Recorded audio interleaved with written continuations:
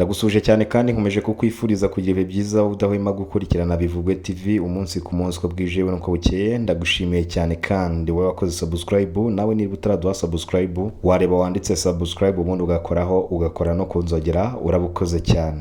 Nongeye kuba ikaze hano kuri Bivugwe TV. Iyi nkuru rero ni inkuru itugezeho, inkuru y'incamugongo, inkuru yakomeje kugenda ishengura imitima y'abatari bake, inkuru iteye agahinda kandi babaje cyane, inkuru yakomeje kugenda ishengura imitima y'abantu benshi batandukanye, harimo n'ibyamamare hano mu gihugu cy'u Rwanda. Mu by'ukuri ntago byoroshye mu muryango mugari w'abanyarwanda, ndetse by'umwihariko ku bakunzi basanzwe bumva ikinamico runani itambuka kuri Radio Rwanda. Bose bakomeje gushengurwa n'urupfu rutunguranye rwa Rangwida wamenyekanye cyane binyuze mu ikinamico runani isanzwe itambuka kuri Radio Rwanda. Aho uyu mubyeyi yinjiye muri uyu mwuga wo gukina ikinamico runana mu mwaka 2000, akaba yaramaze imyaka igera kuri 26 akina ikinamico runana. Amazina nyakuri yitwaga Nyirabagande Drocelle Fridausi, wamenyekanye nyine nka Rangwida binyuze mu ikinamico runana itambuka kuri Radio Rwanda yakinagamo ndetse n'abandi bagenzi be. Uyu Rangwida rero yaguye mu rugo iwe aho yaratuye, aho ni mu mudugudu wa Itetero mu murenge wa Nyamirambo, akarere ka Nyarugenge mu mujyi wa Kigali. Uyu mubyeyi rero byavuzwe ko yaguye mu rugo azize uburwayi. Inkuru y'incamugongo ikaba yamenyekanye mu rukerera rwo kuri iyi tariki ya 7 Kamena muri uyu mwaka 2026. Abo bakinanaga mu ikinamico urunana bakaba bamaze gutangaza ko inkuru ari impamo koko Rangwida yamaze gushiramo umwuka, ndetse umurambo wa Rangwida wahise wihutanwa mu kigo nderabuzima cya Rwampara giherereye mu murenge wa Nyamirambo wo mu karere ka Nyarugenge mu mujyi wa Kigali.